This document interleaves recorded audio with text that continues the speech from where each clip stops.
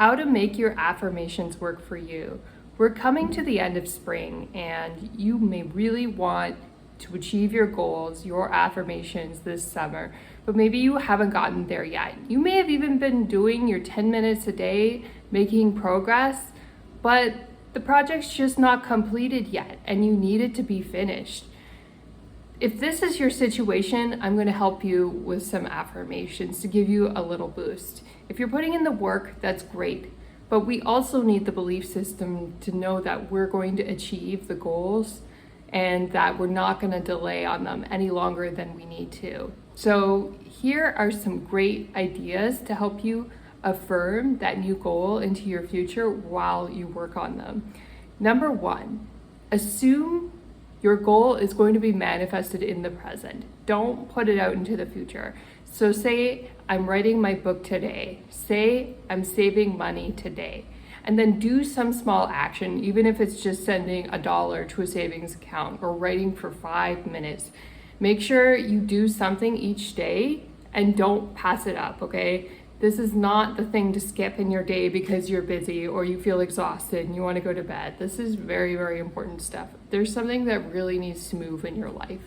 You've got to prioritize it, and you got to believe it's happening in the present. Don't put your affirmations off in the future. Don't say, I will finish this book in a year. I mean, you may have a goal like that written down on paper, and that's okay, but you want to affirm everything in the present, because if you keep pushing it off into the future, it's like your present mind doesn't believe it's real and it's not there. That's why we have so much difficulty saving for retirement. And so you have to bring your goals into the present moment. And if you are saving for your retirement fund, put $1 into your retirement fund today. My next piece of advice is you can't phrase your affirmations in the negative. So if you're struggling with eating chocolate, don't affirm that you don't eat chocolate. Don't affirm that you don't eat ice cream or any sugar. That actually doesn't work. You have to find something else that you're going to affirm. Affirm what you want to eat in the present. Say, I am eating spinach. I am eating celery. I am eating cauliflower. Think of the food you want to replace sugar with and affirm that you're eating that food for your health.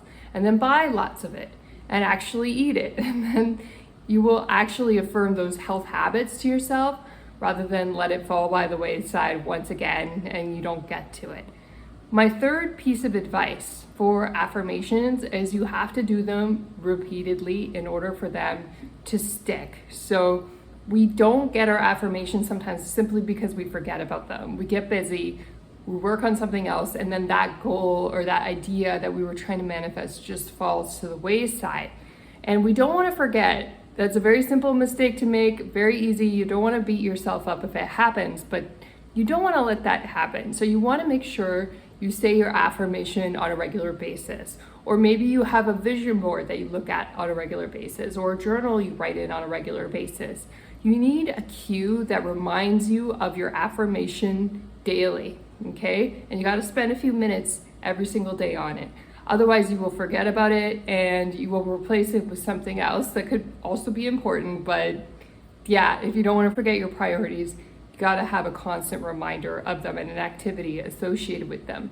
If you have a goal and you don't know what concrete action to take yet, that's okay. What you need to do at that point is reflect on it and journal about it until you become clear what action you need to take on that goal. And that could be a long time. Your goal could be, I want to become a millionaire, and you don't know all the steps in between yet. You need to do some research on finances and find out what are the baby steps to becoming a millionaire. Do I need to save $1,000 first? Do I need to save in my retirement fund, or do I pay off debt? There are many, many paths to wealth, and you need to organize yourself and figure out what goal you're actually working on in the present in order to get to the big goal. And there are experts you can read about who can help you with this, but you may read a few and realize that some of them conflict. One will say the other one is wrong.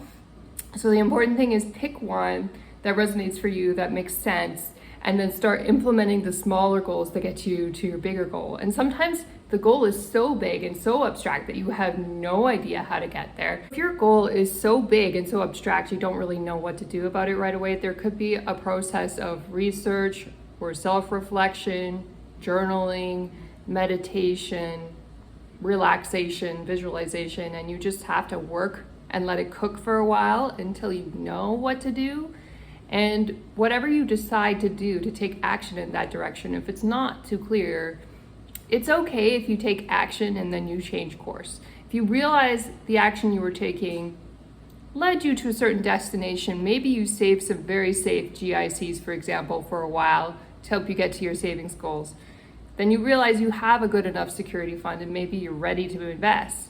You can change priorities anytime to change your progress on your goals, and then you take a different action that leads to a different result, but it's still working towards the same bigger goal. So it's okay to make changes as you go to your goal. It's okay to realize, hey, maybe that stock I bought didn't work out and I lost a ton of money.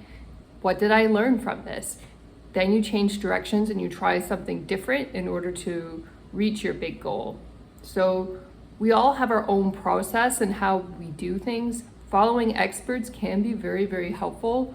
Having said that, you may not resonate with the experts. You may have your own way of doing things. I would say try your own way and test it out to see if it works. And then be really honest with yourself in your journal to see if your process is working. For me, I wanted to save GICs in Canada for a while. That's a thing in Canada where you loan money to the bank so they invest it. And it's very safe. It's guaranteed that you'll get the money returned. And that's the way I saved money for a while because I was scared. I didn't want to invest in the wrong thing or pick the wrong stock. Then gradually I started doing more research on it, and I slowly started to build momentum, and I slowly started to take a bit more risk. Everybody has their own journey, and we all make decisions at different time frames to take on more risk towards a goal or to take on less risk. There's no right or wrong answer on that. We all have our own risk tolerance, and as we affirm our future, you have to decide what level of risk you're willing to accept in order to make that future manifest. Are you okay with working 2 full-time jobs, or is that too big of a risk of burnout for you? Can you work an hour a day on your goal rather than a full 8 hours?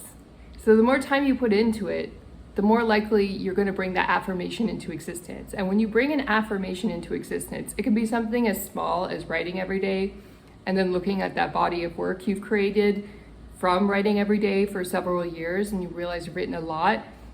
That really affirms that you're doing the thing that you said you'd do. The more evidence you create of your success, the more you're going to want to keep doing it. For example, I like to do aerial silks, and that reminds me that I'm physically healthy after I've been paralyzed a few years ago with an illness that I had called Guillain-Barré syndrome.